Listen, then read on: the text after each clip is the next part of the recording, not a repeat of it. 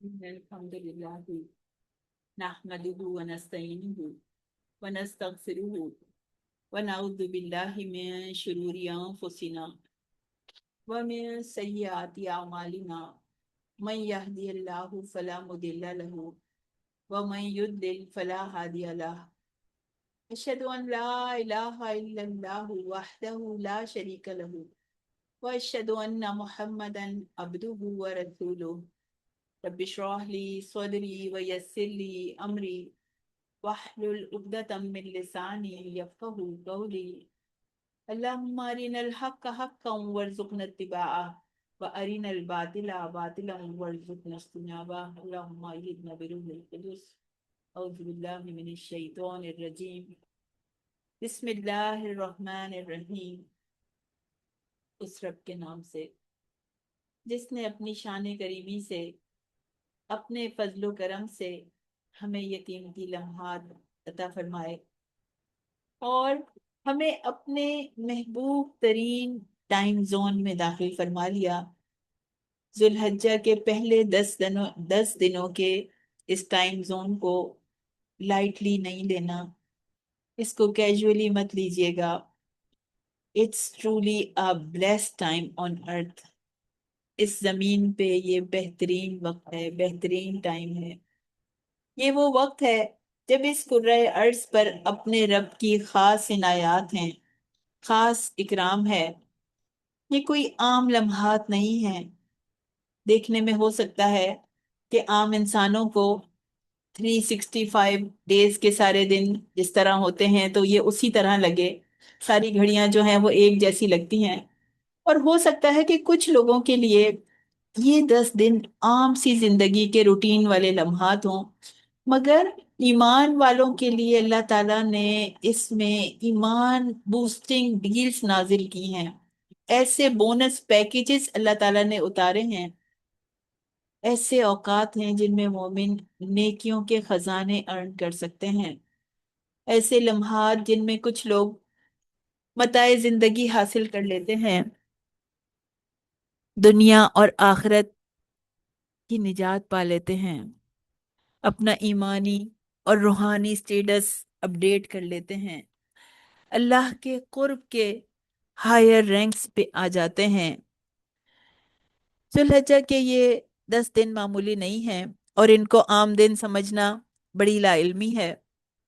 اللہ کے نبی صلی اللہ علیہ وسلم نے ہمیں بتا دیا تھا کہ کسی بھی دن کیا گیا کوئی عمل، یعنی کوئی بھی عمل اللہ کے نزدیک ان 10 دنوں میں کیے گئے عمل سے زیادہ محبوب نہیں ہو سکتا، نہیں ہے اللہ تعالیٰ کو۔ اللہ کو ان دنوں میں کیے گئے نیک عمل بہت زیادہ محبوب ہیں،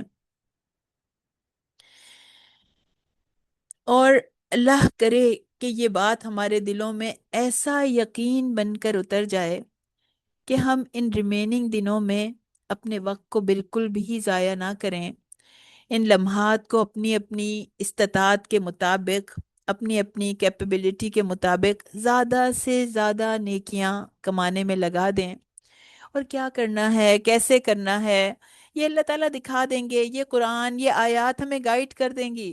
صرف طلب پیدا ہو جائے، ہمارے اندر شوق پیدا ہو جائے، یہ آیات ہمیں راستہ دکھائیں گی، ہمیں راستہ دکھائیں گی کہ ان خوبصورت دنوں کو کیسے گزارنا ہے، اور یہ خوبصورت دن ہماری آنے والی زندگی کے لمحات کو کیسے بدل سکتے ہیں، ان میں کیا تبدیلیاں لا سکتے ہیں، ہماری سوچ کو کیسے بدل سکتے ہیں، ہمارے دلوں کو کیسے بدل سکتے ہیں، ہمیں کیسے اللہ کے قریب لا سکتے ہیں، یہ آیات بتا دیں گی، سمجھا دیں گی۔ اللہ تعالیٰ ہمارے دلوں پہ کھول دیں گے، صرف نیت کی ضرورت ہے، مضبوط ارادے کی ضرورت ہے، طلب کی ضرورت ہے، شوق کی ضرورت ہے، اور اس قرآن سے ہمیشہ ہمیشہ کے لیے اٹیچ ہونے کی ضرورت ہے۔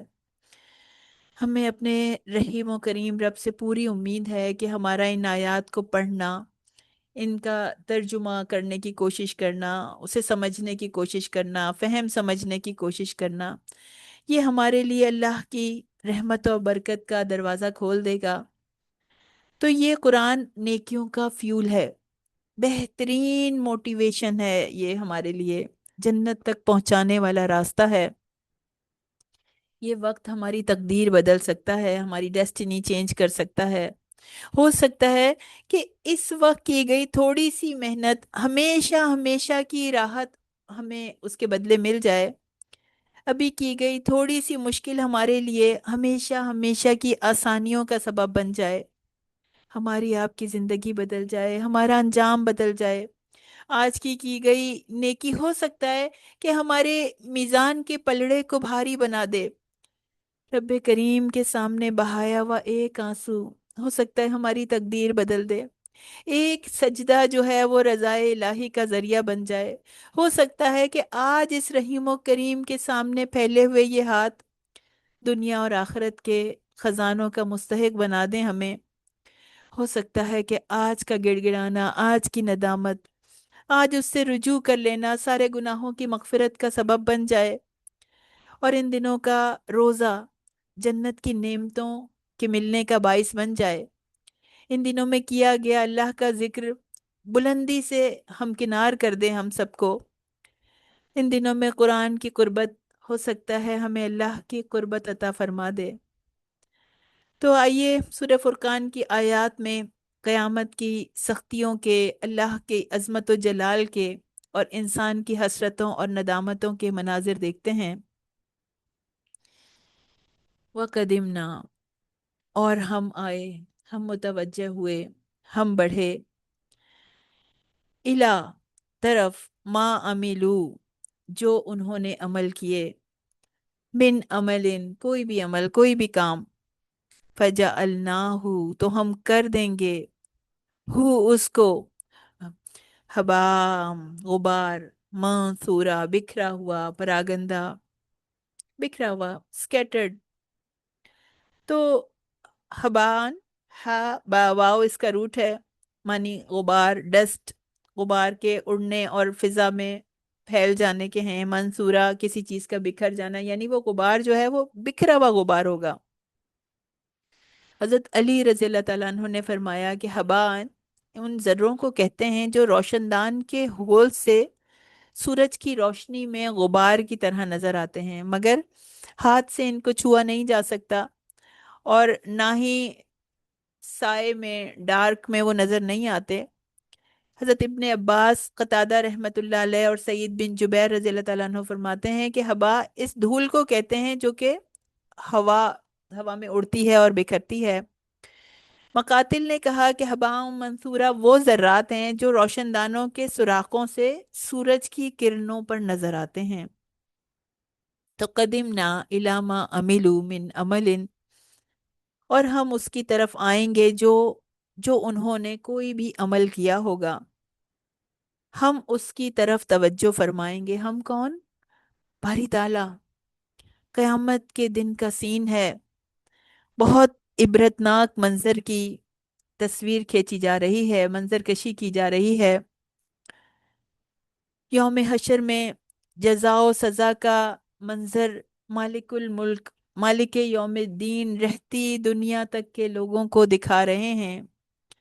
اور سورہ زلزال میں آتا ہے نا، یومئذ یصدر الناس اشتاتا لیروا اعمالہم، اس دن لوگ گروہ در گروہ آئیں گے، یعنی گروہ گروہ ہو کر آئیں گے تاکہ ان کو ان کے اعمال دکھائے جائیں۔ تو مومن ہو یا کافر، سب کے سب پیش ہوں گے، اور ساتھ ساتھ ان کے سیکنڈ ٹو سیکنڈ کیے گئے لاگ ڈیٹس پیش کیے جائیں گے۔ بالکل ان کے اعمال کو اتنی ڈیٹیل سے پیش کیا جائے گا کہ اس سیکنڈ یہ کیا تھا، اور پھر اس سے اگلے سیکنڈ یہ کیا تھا، اور ان کو دکھا دیے جائیں گے۔ تو پتہ چل جائے گا کہ کن اعمال کو بارگاہ الہی میں قبولیت ملی، کن کو بلند مرتبے پہ فائز کیا گیا، اور کن کو ڈسکارڈ کر دیا گیا، کن کو غبار بنا دیا، ڈسٹ بنا کے اڑا دیا گیا، کن کو ضائع کر دیا گیا۔ ایک ایک فیل، ایک ایک عمل کس گریڈ کا تھا، کس درجے میں رکھا جائے گا، کون سا عمل غبار کی طرح ویٹ لیس ہوگا، سب بتا دیا جائے گا۔ فَمَن يَعْمَلْ مِثْقَالَ ذَرَّةٍ خَيْرًا يَرَهُ وَمَن يَعْمَلْ مِثْقَالَ ذَرَّةٍ شَرًّا يَرَهُ۔ تو جس نے ذرہ برابر بھی نیکی کی ہوگی وہ اس کو دیکھ لے گا، اور جس نے ذرہ برابر بھی برائی کی ہوگی وہ اس کو دیکھ لے گا۔ وَقَدِمْنَا إِلَىٰ مَا عَمِلُوا، تو کون سے اعمال ہوں گے جو کہ برباد کر دیے جائیں گے، غبار بن کے اڑا دیے جائیں گے، مٹی بنا دیے جائیں گے؟ وہ سب سے پہلے وہ اعمال جو کہ ایمان کے بغیر کیے گئے۔ ایمان کے بغیر کوئی بھی نیکی قابل قبول نہیں ہے۔ جس کے پاس اسلام کی دولت نہیں ہے، اس کے پاس دنیا کی ہر نعمت ہو تب بھی خسارہ ہی خسارہ ہے۔ جو ایمان کا ذائقہ نہ چکھ سکے اس کے اچھے اور نیک اعمال بھی غبار کی طرح اڑا دیے جائیں گے۔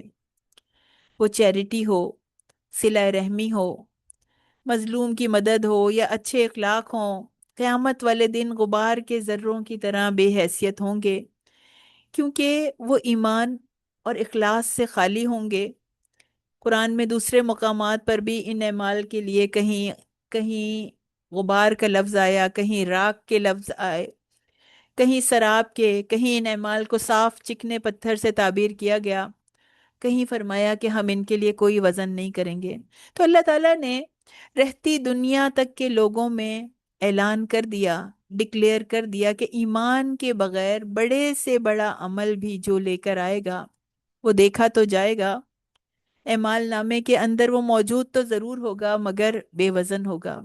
ایمان سے نیکیوں میں وزن آتا ہے، یہ بتا دیا گیا، اور جو کچھ بھی ان کا کیا دھرا ہے اس کو ہم غبار کی طرح اڑا دیں گے۔ اور اس میں ایک بات ہمیں اہم کیا پتہ چل رہی ہے کہ ایمان جو ہے وہ کتنی قیمتی چیز ہے، ایمان کی ورث کا کوئی اندازہ نہیں لگا سکتا۔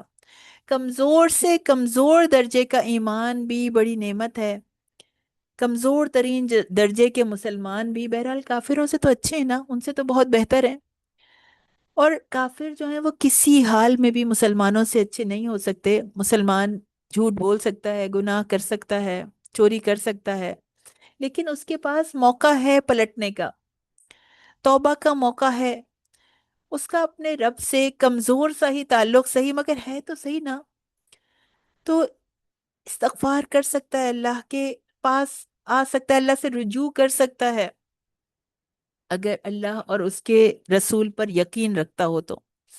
اگر اللہ اور اس کے رسول سے محبت کرتا ہے تو تب کی بات ہے یہ۔ اگر اللہ پر یقین نہیں ہے، اگر اللہ اور اس کے رسول سے نفرت ہے، بغض ہے، تو پھر کمزور درجے کا مسلمان نہیں ہے، وہ کافر ہے۔ اور کافروں کو تو اللہ تعالیٰ نے جانوروں کی طرح کہا ہے، اور کوئی جانور انسان سے بہتر نہیں ہو سکتا۔ سورہ فرقان میں ہی آگے آیت 44 میں آتا ہے انہم الا کالانعام بل ہم اضل سبیلا، چوپایوں کی طرح ہیں، مویشیوں کی طرح ہیں، بلکہ اس سے بھی زیادہ گمراہ۔ تو یہ بات پتہ چل گئی کہ ایمان کے بغیر کوئی بھی عمل قبول نہیں کیا جائے گا۔ پھر کچھ اور لوگ بھی ہوں گے جن کے اعمال غبار بنا کے اڑا دیے جائیں گے۔ حدیث میں آتا ہے کہ صوبان رضی اللہ تعالیٰ عنہ کہتے ہیں کہ نبی کریم صلی اللہ علیہ وسلم نے فرمایا کہ میں اپنی امت میں سے ایسے لوگوں کو جانتا ہوں جو قیامت کے دن تہامہ کے پہاڑوں کے برابر نیکیاں لے کر آئیں گے، اور اللہ تعالیٰ ان کو فضا میں اڑتے ہوئے ذرے کی طرح بنا دے گا، غبار کی طرح بنا دے گا، بکھیر دے گا۔ تو صوبان رضی اللہ تعالیٰ عنہ نے عرض کیا کہ اللہ کے رسول، ان لوگوں کا کیا ایسا عمل ہوگا جس کے باعث ان کی نیکیاں بھی غبار بنا دی جائیں گی؟ ہمیں بتا دیجئے، کہیں ایسا نہ ہو کہ لا علمی کی وجہ سے ہم بھی ان میں شامل ہو جائیں۔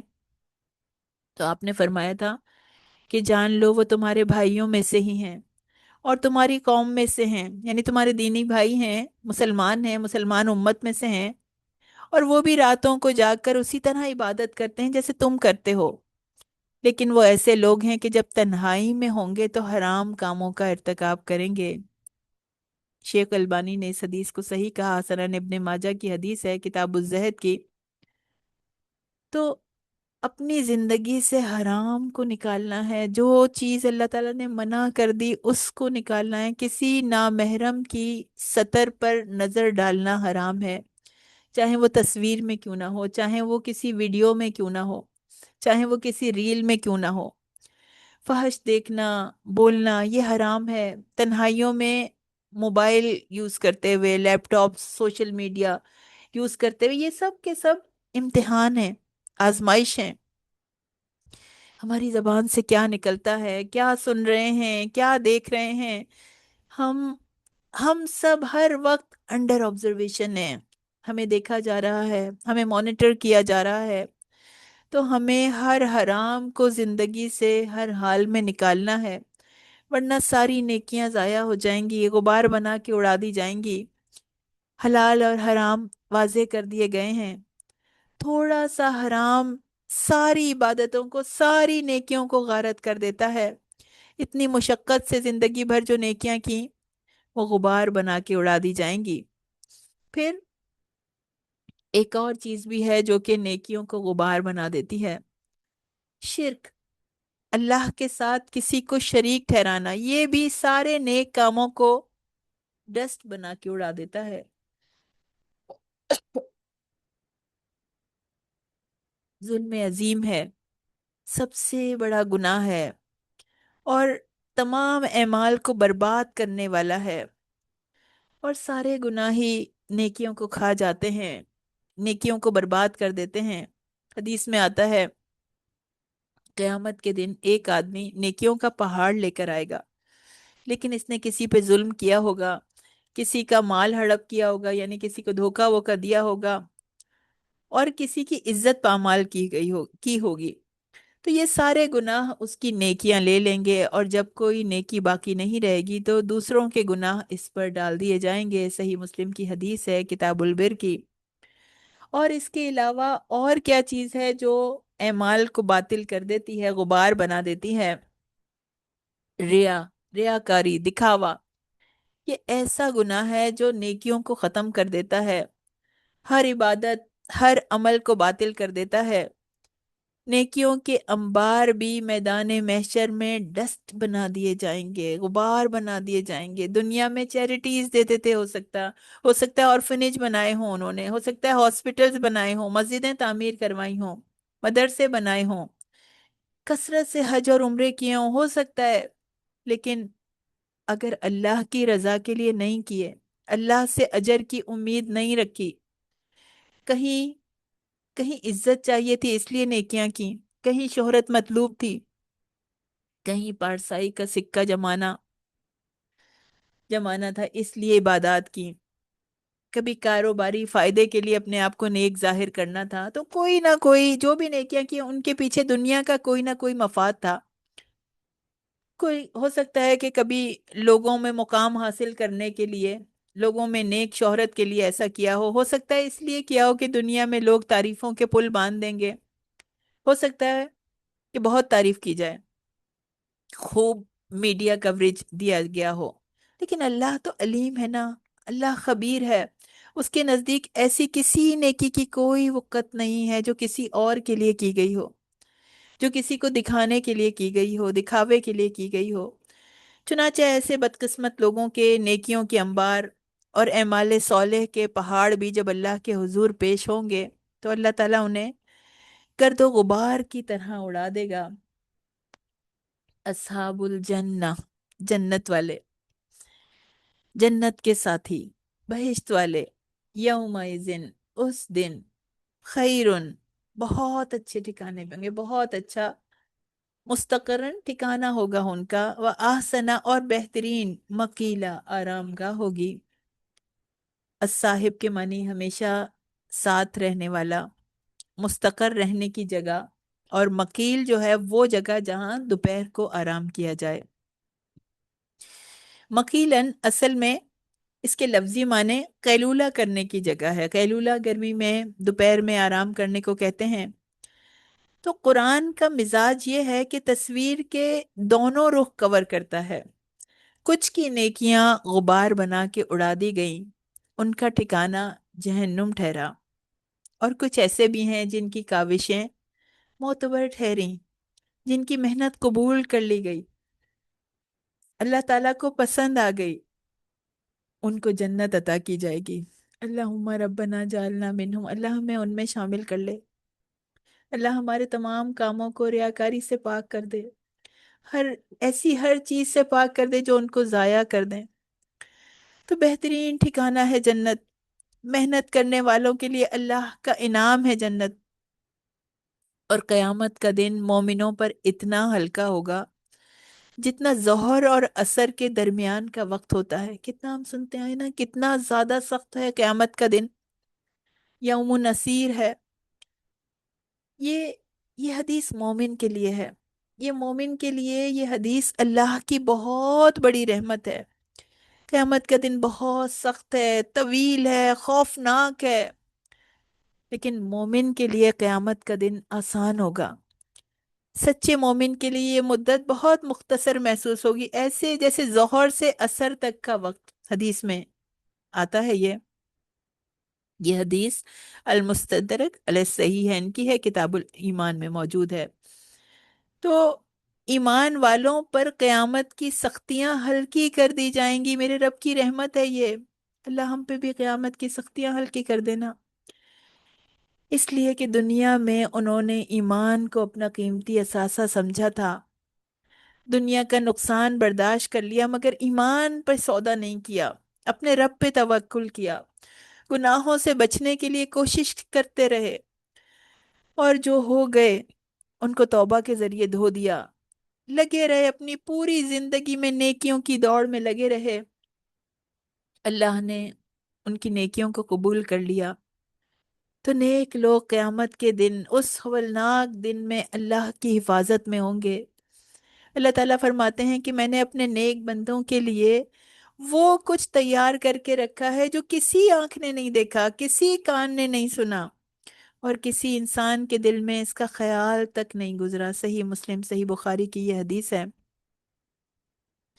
اور حضرت ابو ہریرہ رضی اللہ تعالیٰ عنہ سے روایت ہے کہ رسول اللہ صلی اللہ علیہ وسلم نے فرمایا کہ جنت میں سب سے کم درجے کا جنتی وہ ہوگا جس سے اللہ تعالیٰ فرمائیں گے تم تمنا کرو، تو وہ تمنا کرے گا۔ پھر اللہ تعالیٰ اس سے فرمائیں گے کیا تم نے تمنا کر لی؟ وہ کہے گا ہاں۔ پھر اللہ تعالیٰ اس سے فرمائیں گے تمہارے لیے وہ ہے جس کی تم نے تمنا کی، یعنی جو بھی تم نے مانگا وہ پورا کیا جائے گا۔ پھر کہیں گے مزید مزید اور بھی جو تم چاہو وہ لے لو، وہ بھی تمہارے لیے ہے، جو بھی تمہارے دل میں آرزو ہوتی ہے، جو بھی خواہش ہوتی ہے، وہ سب تمہارے لیے ہے، تمہیں دیا جاتا ہے، تمہیں بخش دیا جائے گا۔ اور اس کے علاوہ مزید اور بھی جتنا چاہو وہ لے لو، یعنی سب سے کم درجے کے جنتی کو بھی اللہ تعالیٰ اس کا بھی ایسا اکرام کریں گے۔ مسلم کی حدیث ہے یہ۔ پھر جو شخص جنت میں داخل ہوگا اس کو ایسی نعمتیں دی جائیں گی، ایسی ایسی نعمتیں جو اس نے سوچی بھی نہیں ہوں گی، اور وہاں پر پھر اسے کبھی کوئی تکلیف نہیں ہوگی، نہ اس کے کپڑے پرانے ہوں گے، نہ اس کی جوانی ختم ہوگی۔ اور اہل جنت کے لیے ایک اعلان کرنے والا اعلان کرے گا کہ اے اہل جنت، تمہارے لیے یہ مقرر ہو گیا کہ تم ہمیشہ تندرست رہو گے، کبھی بیمار نہیں پڑو گے، تم زندہ رہو گے، کبھی نہیں مرو گے، اور تم ہمیشہ جوان رہو گے، کبھی بوڑھے نہیں ہوگے، تم ہمیشہ نعمتوں میں رہو گے، تم پر کبھی کوئی تکلیف نہیں آئے گی۔ اور اللہ تعالیٰ فرمائیں گے یہ ہے وہ جنت جس کے تم حقدار بنائے گئے ہو، جس کے تم وارث بنائے گئے ہو، کس وجہ سے؟ اپنے اعمال کی بیسس پہ۔ سورہ اعراف کی آیت ہے، آیت 43۔ تو جنت اللہ کے محبوب بندوں کا آخری مقام ہے، اطاعت گزاروں کے لیے اللہ کا عظیم انعام ہے، ایسا حسین خوبصورت باغ ہے جس کی کوئی مثال نہیں۔ یہ مقام مرنے کے بعد صرف ان لوگوں کے لیے ہے جنہوں نے ایمان کے ساتھ نیک کام کیے۔ تو ایمان پہ ہمیں فوکس کرنا ہے، عمل صالح پہ ہم سب کو فوکس کرنا ہے۔ اور انس بن مالک رضی اللہ تعالیٰ عنہ فرماتے ہیں کہ رسول اللہ صلی اللہ علیہ وسلم نے فرمایا تھا کہ جنت ان باتوں سے گھیر دی گئی ہے جو نفس کو ناگوار ہیں، اور جہنم نفس کی خواہشوں سے گھیر دی گئی ہے۔ یعنی جنت میں جانے کا راستہ ایسا ہے جس میں مشقت اٹھانی پڑتی ہے، ناگوار چیزیں برداشت کرنی پڑتی ہیں۔ کون ہے جو جنت کی تمنا نہیں کرے گا؟ لیکن نفس کی خواہشوں پر قابو پانا آسان ہو سکتا ہے اگر اس کے بدلے اتنی خوبصورت جنت مل جائے، ہمیشہ ہمیشہ کی آرام گاہ، اور ذی الحج کے یہ دن جنت میں پہنچنے کا بہترین موقع ہیں۔ اللہ کی رضا حاصل کرنے کا یہ زبردست وقت ہے۔ جو چیز اللہ کو محبوب ہوتی ہے وہ ایمان والوں کو بھی محبوب ہوتی ہے، اللہ کے بندوں کو بھی محبوب ہوتی ہے۔ تو اس میں آپ لوگوں کا پریکٹیکل ہوم ورک شاید آپ لوگوں کو تھوڑا زیادہ لگے، مگر یہ دن بہت اہم ہے۔ محنت کم ہے مگر اجر بہت زیادہ ہے۔ اس میں کیا کرنا ہے، ہم سب نے اس کی کوشش کرنی ہے کہ ہم نے اپنی نمازوں کو خوبصورتی کے ساتھ ادا کرنے کی کوشش کرنی ہے، اور تہجد کی کم از کم 2 رکعت کو لازمی طور پر پڑھنے کی کوشش کرنی ہے، اور اللہ تعالیٰ سے دعا کرنی ہے کہ تہجد اللہ تعالیٰ ہماری عادت بنا دے۔ پھر کثرت سے دل کو حاضر رکھتے ہوئے تسبیحات کرنی ہے، کثرت سے استغفار کرنا ہے، سبحان اللہ، الحمدللہ، لا الہ الا اللہ، اللہ اکبر۔ ہمیں اس کی کثرت سے ورد کرنا ہے، اس کو پڑھنا ہے، اور سب کے لیے بہت سی دعائیں کرنی ہیں، اپنے گھر والوں کے لیے، خاندان والوں کے لیے، بچوں کے لیے، دوستوں کے لیے، تمام مسلمانوں کے لیے۔ مصروفیات چاہیں کتنی بھی زیادہ کیوں نہ ہوں، لیکن قرآن سے تعلق نہیں ٹوٹنا چاہیے۔ عید آتی ہے تو ایک ایک یوں سمجھے کہ ایک ایسی کیفیت ہوتی ہے، انسان دوسرے کاموں میں لگ جاتا ہے، طرح طرح کی چیزوں میں لگ جاتا ہے، لیکن قرآن سے تعلق کمزور نہیں پڑنا چاہیے۔ اللہ تعالیٰ اگر خوشی عطا فرمائے تو بندے کو اور عاجز ہونا چاہیے، اس کی اور بزرگی بیان کرنی چاہیے، اس کی اور تسبیح کرنی چاہیے۔ اور ایک کام اور کرنا ہے آپ سب کو، ہم سب کو بلکہ، کہ زندگی میں اگر کسی نے کوئی تکلیف دی ہے تو اس کو دل سے معاف کر دیں، اور اس کے ساتھ ساتھ روزہ رکھنے کی بھی کوشش کرنی ہے ان دنوں میں، اور خاص کر عرفہ کا روزہ جو ہے وہ کوشش کریں کہ وہ ضرور رکھیں۔ وَيَوْمَ، اور جس دن، تشقق السماء، جس دن پھٹ جائے گا آسمان، یعنی جس دن آسمان بادل کے ساتھ پھٹ جائے گا، فرشتے اتارے جائیں گے، لگاتار اتارا جانا۔ تو آسمان بادل کے ساتھ پھٹ جائے گا، اس بات کا کیا مطلب ہے؟ اس کا مطلب یہ ہے کہ آسمان پھٹ کر اس سے، آسمان پھٹے گا، اس سے بادل نکلے گا، یعنی اس دن کو یاد کرو۔ یوما پہ جو ماں پہ جو زبر آ رہی ہے، جو حالت نصب میں ہے، وہ اس وجہ سے ہے کہ اذکر یہاں پہ محذوف ہے، کہ اس دن کو یاد کرو جب آسمان پھٹ جائے گا اور اس میں سے سائبانوں کی صورت میں بادل نکلیں گے، جس میں فرشتے جماعتوں کی صورت میں اتریں گے اور لگاتار اتریں گے، میدان حشر میں اتارے جائیں گے۔ میدان حشر زمین پہ ہوگا۔ اللہ تعالیٰ قیامت کے دن میں واقع ہونے والے عظیم معاملات کا تذکرہ کر رہے ہیں، ان واقعات کا تذکرہ کر رہے ہیں جنہیں لازمی طور پر ہونا ہے، جن میں سے آسمان کا پھٹنا اور بادلوں کے ساتھ اس کا کھل جانا بھی ہے۔ نور کے عظیم سائبانوں کی صورت میں ہوں گے وہ بادل، اس میں سے فرشتے اتریں گے، فرشتے میدان حشر میں تمام انسانوں کو گھیر لیں گے، پھر اللہ اپنے بندوں کے فیصلے کے لیے تشریف لائے گا۔ اللہ تعالیٰ نے فرمایا، سورہ بقرہ کی آیت ہے، آیت 210 ہے، 210، حل ینظرون، کیا وہ انتظار کر رہے ہیں، الا ان یاتیہم اللہ فی ظلال من الغمام والملائکہ، وہ اس کے سوا کس چیز کا انتظار کر رہے ہیں کہ ان کے پاس اللہ بادل کے سائبانوں میں آ جائے، اور فرشتے بھی، اور کام تمام کر دیا جائے، اور سب کام اللہ کی طرف لوٹائے جاتے ہیں۔ تو اس دن کی کچھ کیفیت ان آیات میں بیان ہوئی ہے، سورہ حاقہ کی آیت 13 سے 18 تک۔ پس جب سور پھونکا جائے گا، ایک بار پھونکنا، اور زمین اور پہاڑوں کو اٹھایا جائے گا، پس دونوں ٹکرا دیے جائیں گے، یعنی دونوں کو آپس میں مار کے ٹکرا دیا جائے گا، ایک بار ٹکرانا۔ تو اس دن ہونے والی ہو جائے گی اور آسمان پھٹ جائے گا، بس وہ اس دن کمزور ہوگا اور فرشتے اس کے کناروں پر ہوں گے، اور تیرے رب کا عرش اس دن 8 فرشتے اپنے اوپر اٹھائے ہوئے ہوں گے۔ اس دن تم سب پیش کیے جاؤ گے، تمہاری کوئی چھپی بات چھپی نہیں رہے گی۔ تو سور میں اچانک پھونک مار دی جائے گی، اچانک قیامت آ جائے گی۔ سور پھونکنے سے لے کے فرشتوں کے ساتھ رب کریم کی آمد کے غیر معمولی واقعات بتائے جا رہے ہیں۔ سور کے ساتھ ہی زمین اور پہاڑ جو ہیں وہ زور سے ٹکرائیں گے اور ریزہ ریزہ کر دیے جائیں گے، تمام زندہ لوگ مر جائیں گے، اور یہ واقعہ بالکل سڈن ہوگا۔ اس کے وقت کا بھی کسی کو بھی علم نہیں ہے، یہاں تک کہ سور پھونکنے والے کو بھی اس بات کا علم نہیں ہے کہ وہ کب سور پھونکے گا۔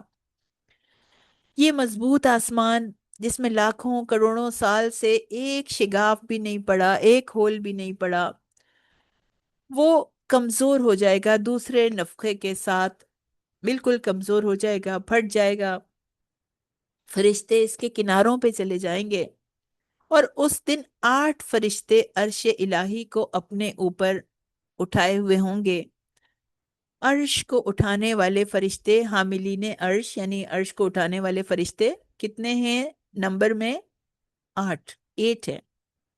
اتنا بڑا عرش ہے تو 8 ہیوج فرشتے، ایکسٹریملی لارج فرشتے اس کو اٹھائے ہوئے ہوں گے، اور پھر اور فرشتے ان کی جماعتوں کی جماعتیں صف در صف اتریں گی، زمین پہ آئیں گی، اور ایک طرف جہنم لائی جائے گی، دوسری طرف جنت قریب لائی جائے گی، اور اس وقت وہ سب لوگ اپنے اعمال کی جزا اور سزا کے لیے اللہ تعالیٰ کے حضور پیش کیے جائیں گے۔ اور اس دن تم پیش کیے جاؤ گے، یعنی ہمیں کہا جا رہا ہے کہ ہمیں پیش ہونا ہے، اپنے رب کے سامنے پیش ہونا ہے۔ اس وقت ان فرشتوں کے سامنے، اس جنت جہنم وہاں پہ موجود ہے، ہمیں ان کے سامنے پیش ہونا ہے۔ کہا جا رہا ہے تمہاری کوئی چھپی بات چھپی نہیں رہے گی۔ جس کو بھی جو بات ہم سمجھتے ہیں کہ اوروں کو اس کا پتہ نہیں ہے، ہمارے کسی گناہ کا پتہ اگر کسی کو نہیں ہے، اللہ تعالیٰ کہہ رہے ہیں چھپی نہیں رہے گی، الا یہ کہ اللہ ہی اسے چھپانا چاہے، اور کسی شخص کا کوئی عمل چھپا نہیں رہے گا۔ سورہ زمر میں بھی آیت 68 سے 70 تک اسی آیت سے ریلیٹڈ آیات ہیں۔ اور سور میں پھونکا جائے گا تو جو لوگ آسمانوں میں اور جو زمین میں ہوں گے مر کر گر جائیں گے، مگر جسے اللہ نے چاہا۔ پھر اس میں دوسری دفعہ پھونکا جائے گا تو اچانک وہ کھڑے دیکھ رہے ہوں گے، یعنی وہ لوگ زندہ ہو کے اٹھ جائیں گے، اور زمین اپنے رب کے نور کے ساتھ روشن ہو جائے گی، اور لکھا ہوا یعنی جو فرشتوں نے جو اعمال نامے لکھے ہوں گے وہ سب کے سب سامنے رکھ دیے جائیں گے، نبی اور گواہ لائے جائیں گے، ان کے درمیان حق کے ساتھ فیصلہ کر دیا جائے گا، ان پر ظلم نہیں کیا جائے گا، اور ہر شخص کو پورا پورا دیا جائے گا جو اس نے کیا، اور وہ زیادہ جاننے والا ہے جو وہ کر رہے ہیں۔ تو قیامت کے دن اللہ تعالیٰ فرشتے زمین پر تشریف لائیں گے، سورہ فجر کی آیت 22 میں بھی اس کا تذکرہ ہے۔ فرشتوں کا اور اس کے بعد ان کے رب کا زمین پر اترنا قیامت کے دن حق ہے، یہ استعارے نہیں ہیں۔ سورہ فجر میں بھی آیت 21 سے 23 ہے، کلا اذا دکت الارض دکا دکا، ہرگز نہیں جب زمین کوٹ کوٹ کر ریزہ ریزہ کر دی جائے گی، برابر کر دی جائے گی، سفید روٹی کی طرح کر دی جائے گی، اسموتھ کر دی جائے گی۔ وجا رب کا، اور تیرا رب آئے گا، والملکو، اور فرشتے صفن صفا، فرشتے صف در صف ہوں گے، وجیع یومئذ بجہنم، اور اس دن جہنم کو لایا جائے گا، یومئذ یتذکر الانسان وانى له الذکریٰ، اس دن انسان نصیحت حاصل کرے گا، اس دن اسے عقل آئے گی، اس دن سوچے گا کہ اچھا ایسا ہونا تھا، لیکن اس وقت نصیحت حاصل کرنے کا اب کیا فائدہ؟ اب کوئی فائدہ نہیں ہے، وقت گزر چکا، وہ وقت چلا گیا جب عمل کرنا تھا۔ الملک یومئذ الحق للرحمن، اس دن حقیقی بادشاہت، حقیقی بادشاہی رحمان کی ہوگی۔ وَكَانَ يَوْمًا عَلَى الْكَافِرِينَ عَسِيرًا، اور کافروں پر وہ دن بہت مشکل ہوگا۔ الملک، دنیا کی تمام بادشاہتیں ختم ہو گئیں، تمام حکومتیں ختم ہو گئیں جن کی چمک دمک سے انسان دھوکے میں پڑا رہتا تھا. اب صرف اس اکیلے حقیقی بادشاہ کی بادشاہت ہے. اور دنیا میں بھی تو اسی کی بادشاہت تھی. حقیقی اختیار اور حقیقی بادشاہت تو ہمیشہ سے اسی کی ہے، اسی کے پاس رہے گی. لیکن اس دنیا میں اس حقیقت پہ پردہ پڑا ہوا ہے. اس وجہ سے نادانوں کو مغالطہ ہو جاتا ہے. یہ عالم غیب میں ہے. لیکن قیامت کے دن ہر شخص پر واضح کر دیا جائے گا. سب کو پتہ چل جائے گا کہ سارا زور، سارا اختیار صرف اللہ ہی کو حاصل ہے، دوسرے کسی کو بھی کوئی اختیار حاصل نہیں ہے. دنیا کے سربراہ سیاہ و سفید کا مالک سمجھتے تھے اپنے آپ کو. اپنی طاقت کے ڈنکے بجانے میں لگے ہوئے تھے. ظلم کے بازار گرم کیے ہوئے تھے. ناانصافی کا دور دورہ تھا. لوگوں کو اذیتیں دیں، پریشانیاں دیں. طاقت کے ساتھ طاقت ملی تو طاقت کے ساتھ کتنے لوگوں پہ زیادتیاں کی. سمجھتے تھے شاید ان سے کوئی سوال کرنے والا نہیں ہوگا. سمجھتے تھے کہ وہ سپریم پاور ہیں، ان کو کسی کے آگے جواب دینا نہیں ہے. لیکن اب وقت آ گیا. الملک یومئذ الحق للرحمن. اب تو رحمان کی بادشاہت ہے. سب کو اس کے حضور پیش ہونا ہے. سارے بادشاہ اس کے سامنے فقیر ہیں اور اپنے ہر عمل کا جواب دینا ہے. کس کے ساتھ کیا زیادتی کی، کب کس کو تکلیف پہنچائی، کب کس کو اذیت پہنچائی، کتنی ناانصافیاں کی، کیا غلط اقدامات کیے، سب کا جواب دینا ہے. اب حکم صرف اور صرف اللہ کا چلے گا. عبداللہ بن عمر رضی اللہ تعالیٰ عنہ بیان کرتے ہیں کہ رسول اللہ صلی اللہ علیہ وسلم نے فرمایا کہ اللہ تعالیٰ قیامت کے دن آسمانوں کو لپیٹ لپیٹ دے گا. پھر انہیں اپنے دائیں ہاتھ میں پکڑ کے فرمائے گا، ثم یقولو، پھر کہے گا، انا الملک، میں ہوں بادشاہ. این الجبارون، این المتکبرون، کہاں ہے وہ فرما روا جو زمین کے بادشاہ تھے، وہ کہاں چلے گئے؟ زمین کے جبار کہاں چلے گئے؟ وہ کہاں ہے وہ متکبر، وہ جبار؟ مسلم میں یہ حدیث آتی ہے صفات المنافقین میں. تو اس دن ہر ایک کو جواب دینا ہے. یوما، سورہ غافر کی آیت ہے، آیت 16، یومہم باردونا، جس دن وہ صاف ظاہر ہوں گے، ان کی کوئی چیز اللہ پر چھپی ہوئی نہیں ہوگی. اور آج کس کی بادشاہی ہے؟ اللہ ہی کی، جو بہت دبدبے والا ہے. للہ الواحد القہار. ساری مخلوق اللہ تعالیٰ کی نگاہ میں ہر وقت ظاہر ہے، کوئی چیز کبھی بھی اس سے مخفی نہیں رہتی. دنیا میں کچھ لوگ اپنے خیال کے مطابق سمجھتے ہیں کہ وہ اللہ سے چھپ گئے یا انہوں نے اپنے کسی عمل کو چھپا لیا، مگر قیامت کے دن زمین پر کوئی اوٹ نہیں ہوگی، کوئی اونچائی نہیں ہوگی جس میں وہ چھپ سکیں. سب کے سب ظاہر ہوں گے. دنیا میں ان سے پوچھا جائے گا کہ بتاؤ کہ آج ساری بادشاہی کا مالک کون ہے؟ تو جب کوئی جواب دینے والا نہیں ہوگا تو اللہ تعالیٰ خود ہی یہ بات فرمائے گا، للہ الواحد القہار. تو جب سور پھونکا جائے گا تو اس دن کافروں کو بھی مشکل ہے. یومئذ یوم اسیر، اس دن یہ ایک مشکل دن ہے. علل کافرین غیر یسیر، سورہ مدثر کی آیت ہے. کافروں پر آسان نہیں ہے. جس دن سور پھونکا جائے گا ہر چیز فنا ہو جائے گی، دوبارہ سب لوگ قبروں سے نکل کے اللہ کے حضور پیش ہوں گے. وہ دن یوم اسیر ہے، بہت مشکل دن ہے. علل کافرین غیر یسیر، کافروں پر آسان نہیں ہے. تو مشکل تو وہی ہوتا ہے جو آسان نہیں ہو، تو اللہ تعالیٰ نے الگ سے کیوں مینشن کیا؟ اس لیے کہ یہ نہ سمجھا جائے کہ اس مشکل دن میں کوئی نہ کوئی آسانی ہو سکتی ہے کافروں کے لیے. کیا ممکن ہے کہ شروع میں مشکل اور بعد میں پھر آسانی ہو جائے؟ اس لیے فرمایا کہ کفار کے لیے اس دن کوئی آسانی نہیں، نہ شروع میں نہ بعد میں. ہاں، اہل ایمان کے لیے آسانی ہے. اہل ایمان کے لیے وہ دن ظہر سے عصر تک کے نماز کے درمیانی وقت کی طرح ہوگا. اور فرعون اور قارون اور حامان مسولینی، ہٹلر، جوزف اسٹالن، نیرو، یہ جو سارے اپنے آپ کو سمجھتے تھے کہ وہ لوگوں کی تقدیروں کے مالک ہیں، ظلم و ستم کی انتہا کر دینے والے، کیا حال ہوگا ان کا؟ اللہ کے انتہا درجے کے نافرمان تھے وہ، انتہا درجے کے فاسق، زمین کو فساد سے بھر دینے والے، اپنے آپ کو خدا سمجھنے والے، آج بڑی بے بسی میں ہوں گے، بڑی بے کسی کی کیفیت میں ہوں گے۔ بہت سخت دن ہے ان کے لیے، ہر کافر کے لیے۔ مومنوں پر اللہ کی رحمت ہوگی کہ ان کو تکلیف دینے والے، ان پر ظلم ڈھالنے والے آج زنجیروں میں جکڑ کر پیش کیے جائیں گے، ان سے ہر زیادتی کا بدلہ لیا جائے گا، اور انہیں کوئی بچانے والا نہیں ہوگا، انہیں کوئی چھڑانے والا نہیں ہوگا، کوئی سفارش، کوئی طاقت، کوئی مرتبہ، کوئی عہدہ، کوئی بادشاہت اس دن ان کے کسی کام نہیں آئے گی۔ آج ایمان والوں کے کلیجے ٹھنڈے ہوں گے، مظلوموں کی مدد کی جائے گی، اور کافروں کو سزا دی جائے گی۔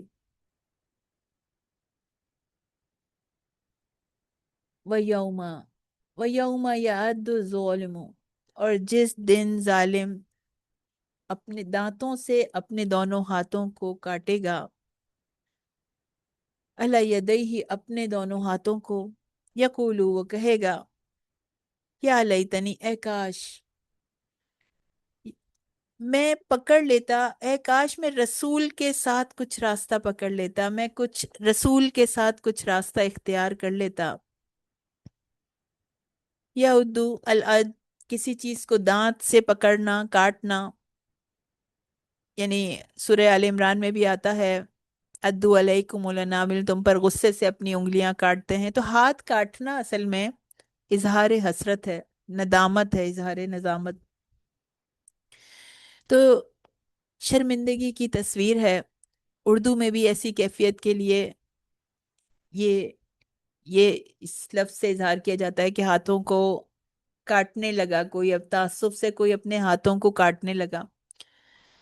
تو عام طور پر دیکھا گیا ہے کہ جب کوئی شخص کسی کام پہ بہت پشیمان ہوتا ہے اور حسرت کے ساتھ امبیرسمنٹ کی حالت میں ہوتا ہے، تو دانتوں سے اپنے ہاتھ کاٹنے لگتا ہے۔ یا لیتنی، اے کاش میں، لام یا تا، کسی کا حق، کسی کے حق کو کم کر دینا، لیتا حرف تما، حرف تمنی، یعنی گزشتہ کوتاہی پر اظہار تعصف کے لیے آتا ہے۔ یوم یعد الظالم، ظالم سے مراد ہر وہ شخص جس نے اللہ کے رسول کی راہ اختیار نہیں کی، ان کے بتائے ہوئے طریقے پر عمل نہیں کیا، ان کی شریعت کو ریجیکٹ کر دیا، ان کی سنت کو عمل کے قابل نہیں سمجھا، اس طرح انہوں نے اپنی جان پہ ظلم کیا۔ کیونکہ رسول کی پیروی کرنے والے کے لیے دنیا اور آخرت کی کامیابی گارنٹیڈ ہے۔ تو لیکن جو شخص سنت کو اگنور کرتا ہے، وہ اپنی دنیا اور عاقبت تباہ کرتا ہے، اس سے بڑھ کر اپنے اوپر کوئی ظلم نہیں ہے۔ السبیل، سین با لام، اصل میں راستے کو، ایسے راستے کو کہتے ہیں جس پہ سہولت سے چلا جا سکے۔ سبیلن پر تنوین جو ہے وہ تنکیر کے لیے ہے کہ کوئی راستہ یا کچھ راستہ۔ تو وہ حسرت اور افسوس سے اپنے ہاتھوں کو کاٹتے ہوئے کہے گا، اے کاش میں رسول کے ساتھ کچھ راستہ ہی اختیار کر لیتا، تھوڑا تو میں ان کے ساتھ چلا ہوتا، کچھ تو ہوتا میرے پاس پیش کرنے کے لیے اس وقت اللہ کے سامنے۔ جس دن انسان اس دنیا سے جائے گا، غیب کے پردے ہٹا دیے جائیں گے، اور کافر فرشتوں کو دیکھیں گے۔ جب کافروں کو فرشتے اس وقت نظر آنے لگیں گے جب وہ جا رہا ہوگا، ہو سکتا ہے جس وقت وہ نزا کے عالم میں ہو تب سے نظر آنے شروع ہو جاتے ہیں۔ منکر نکیر قبر میں آئیں گے تو ان سے باقی سوالات کے ساتھ یہ سوال بھی کریں گے کہ تم میں جو رسول مبعوث ہوا تھا، تم اس کے بارے میں کیا جانتے ہو؟ ہو سکتا ہے کہ ایک کافر اس وقت اپنے ہاتھ کاٹنے لگے کہ کاش میں نبی کریم صلی اللہ علیہ وسلم پر ایمان لایا ہوتا، کاش میں نے ان کے طریقے کو اختیار کیا ہوتا، ان کی سنت پر عمل کیا ہوتا، ان کے بتائے ہوئے راستے پہ چلا ہوتا، تو آج میں ہمیشہ ہمیشہ کے لیے کامیاب ہو جاتا۔ یعنی قیامت کے دن جب ایمان والوں کو، خواہ وہ کسی بھی درجے کا ایمان رکھتے ہوں، آخر کار ان کو جنت میں جب داخلہ ملے گا، جب وہ اپنے تمام اعمال کی گناہوں کی سزا بھگت لیں گے تو اللہ تعالیٰ ان کو جنت میں داخل کرے گا، تو اس وقت کافر کہے گا کہ کاش میں نے رسول کے ساتھ کچھ راستہ ہی اختیار کیا ہوتا، کسی بھی درجے میں رسول کی رفاقت اختیار کی ہوتی۔ تو سنت کا مذاق اڑانے والے، نبی کریم صلی اللہ علیہ وسلم کی تحقیر کرنے والے زمین میں گڑھے جا رہے ہوں گے، اور نبی کریم صلی اللہ علیہ وسلم کی توہین کرنے والوں کو یا کارٹون بنانے والوں کو یا ان کا مذاق اڑانے والوں کے لیے امت مسلمہ کا موقف بہت کلیئر ہے، اسلامی قانون بہت واضح ہے کہ آپ کی شان میں گستاخی کرنا ناقابل معافی جرم ہے۔ جمہور علماء اسلام جو ہیں اور فقہائے امت کا اس بات پر اجماع ہے کہ جو شخص بھی جان بوجھ کر نبی کریم صلی اللہ علیہ وسلم کی توہین کرے گا، تحقیر کرے گا یا کسی گستاخی کا ارتکاب کرے گا، وہ دائرہ اسلام سے خارج ہو جاتا ہے، تو وہ کافر ہے۔ تو وہ کافر، وہ ظالم جس نے نبی کریم صلی اللہ علیہ وسلم کا مذاق اڑایا، ان کو حقیر سمجھا، ان کی سنت کی تحقیر کی، وہ کہے گا کہ کاش میں نے رسول کے ساتھ کچھ راستہ اختیار کیا ہوتا، رسول کے راستے پر کچھ چلا ہوتا۔ تو جس نے رسول کا راستہ اختیار نہیں کیا، اس کو نگلیکٹ کر دیا، اس کو چھوڑ دیا، اس کو اپوز کیا یا سنت کو لائٹلی لیا، اس کو عمل کے قابل نہ سمجھا، اس کو اپنی زندگی میں پریورٹی نہیں دی، تو اس نے بڑے نقصان کا سودا کیا، جو انسان کو قیامت کے دن خون کے آنسو رلائے گا، انتہائی اذیت دے گا، ندامت، شرمندگی، تعصف، حسرت، اپنی ہی انگلیاں چبانے لگے گا، اپنے ہاتھوں کو کاٹے گا کہ اس نے ایسا کیوں کیا، وہ کیا کرے، کہے گا کاش میں نے اپنی زندگی کو سنت کے مولڈ میں ڈھال لیا ہوتا، میری لا علمی نے، میری غفلت نے، میری کاہلی نے مجھے سنت سے دور رکھا، اس کو اپنی زندگی میں شامل کرنے نہیں دیا، میں نے اس کی قدر و قیمت کو نہیں سمجھا کہ یہ کیا چیز ہے سنت، کیا چیز ہے رسول کی اطاعت، میں نے اس کے ذریعے اپنی زندگی کو نہیں سنوارا، آج کچھ نہیں ہو سکتا، آج صرف حسرتیں رہ گئیں، دنیا میں بہت کچھ کر سکتا تھا، اب وقت گزر گیا، اب کچھ نہیں ہو سکتا، اب وقت کو واپس نہیں لایا جا سکتا۔ عمل کوئی بھی ہو، طریقہ سنت کا ہو تو یہی اس کی قبولیت کا سٹینڈرڈ ہے۔ جو سنت کو چھوڑ دیتے ہیں ان کے اعمال برباد ہو سکتے ہیں، بلکہ الٹا عذاب کا شکار بھی ہو سکتے ہیں۔ تو سنت کی پیروی کا سب سے بڑا انعام جو ہے وہ جنت ہے۔ نبی کریم صلی اللہ علیہ وسلم کا فرمان ہے، صحیح بخاری میں حدیث ہے، 7280 اس کا نمبر ہے، کہ امتی یدخلون الجنہ، میری ساری امت جو ہے وہ جنت میں جائے گی، الا من ابا، مگر سوائے اس کے کہ جنہوں نے انکار کیا۔ صحابہ نے عرض کیا یا رسول اللہ، انکار کون کرے گا جنت میں جانے سے، کون انکار کر سکتا ہے؟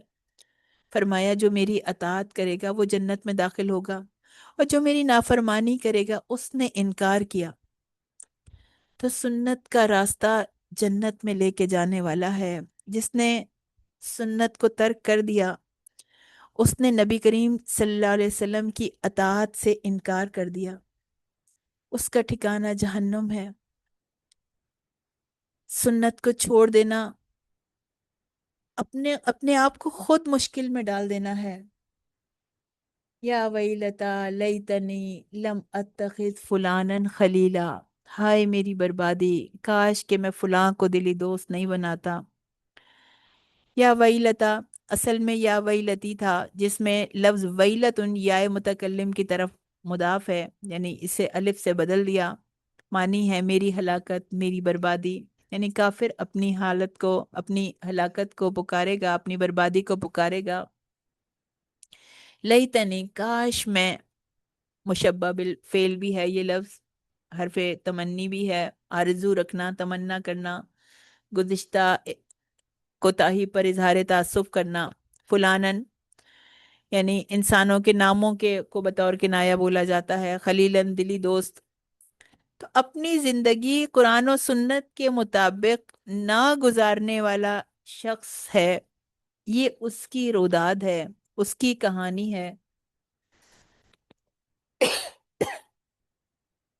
اس کی تعصب بھری پکار ہے، کائنات کا سخت ترین دن ہے، بلا کی گرمی ہے، شدت کی گھبراہٹ والا دن ہے، ہر شخص پریشان ہے، دل تیزی سے دھڑک رہے ہیں، اچھل کر حلق میں آ گئے ہیں، کیونکہ ہمیشہ ہمیشہ کے انجام کا فیصلہ ہونا ہے۔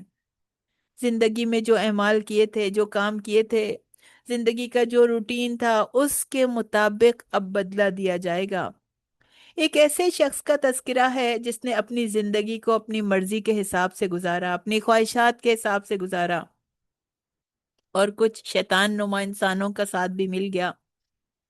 گناہوں کو اٹریکٹیو بنا کے دکھانے والے ساتھی مل گئے، دوست مل گئے، جنہوں نے شریعت کو بائی پاس کرنے کا، گناہوں کو آسان کر کے دکھایا، شریعت کو بائی پاس کر کے کہ گناہوں پر آؤ، اور پھر ان گناہوں کو بھی آسان کر کے دکھایا۔ بڑے دلاسے دیے، ڈونٹ وری، کوئی مسئلہ نہیں ہے، نمازوں کے لیے تکلیف اٹھانے کی کوئی ضرورت نہیں ہے، روزوں کے لیے تکلیف اٹھانے کی ضرورت نہیں ہے، کسی مشقت کی کوئی ضرورت نہیں ہے۔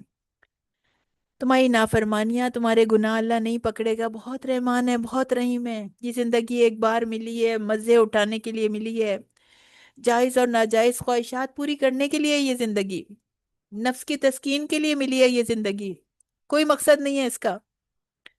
تو اللہ اور اس کے رسول کی اطاعت نہیں کی، سوچتے رہے وی اونلی لیوز ون، ایک دفعہ تو آئیں، بس کر لیں جو بھی کرنا ہے۔ اور یہ دوست کیسے تھے؟ ہر گناہ پہ پیٹھ تھپکنے والے، تو من چاہی زندگی گزاری، بس زندگی کی ہر تفریح سے، ہر مزے کو اپنی زندگی میں شامل کرنے کی کوشش کر لی۔ اچھائی یا برائی دونوں کے لیے صحبت ضروری ہے، یعنی جیسی کمپنی ہوگی انسان ویسے طریقے اختیار کرے گا۔ چھوٹی برائی ہو سکتا ہے کسی سے، یعنی کسی سے بھی ہو سکتی ہے، لیکن گناہوں کی ہمت افزائی، حوصلہ افزائی کرنا، برائیوں پر انکریج کرنا، گمراہیوں کے نت نئے طریقے نکالنا، بدفعلیوں کے آئیڈیاز، یہ کہاں ملتے ہیں؟ برے ساتھیوں کی صحبت سے ملتے ہیں۔ انسان برائیوں میں حد سے بڑھ نہیں سکتا جب تک کہ برائی کا ساتھ دینے والے نہ ہوں۔ تو برے ساتھیوں نے گمراہی کی دلدل میں پھنسا دیا ان کو، زندگی گناہوں میں گزاری، تو اب جو ہے وہ اپنے رب کے حضور پیش ہونے کا وقت آ گیا۔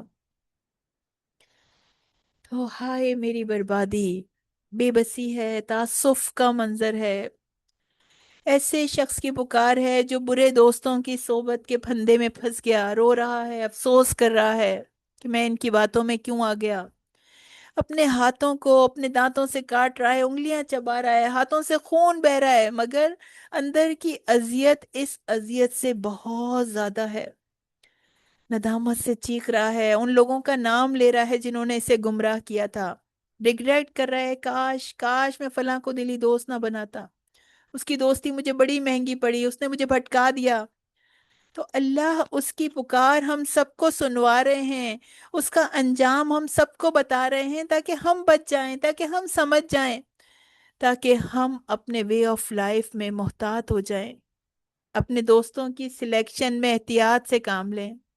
رسول اللہ صلی اللہ علیہ وسلم نے فرمایا تھا، ابو داؤد کی حدیث ہے، الرجل علی دین خلیلہ، آدمی اپنے دوست کے دین پر ہوتا ہے، فَلْيَنْظُرْ، تو اس لیے تم میں سے ہر ایک کو دیکھنا چاہیے، یعنی ان سب کو دیکھنا چاہیے، فَلْيَنْظُرْ أَحَدُكُمْ، تم میں سے ہر ایک کو دیکھنا چاہیے، مَنْ يُخَالِلْ، کہ وہ کسے دلی دوست بنا رہا ہے۔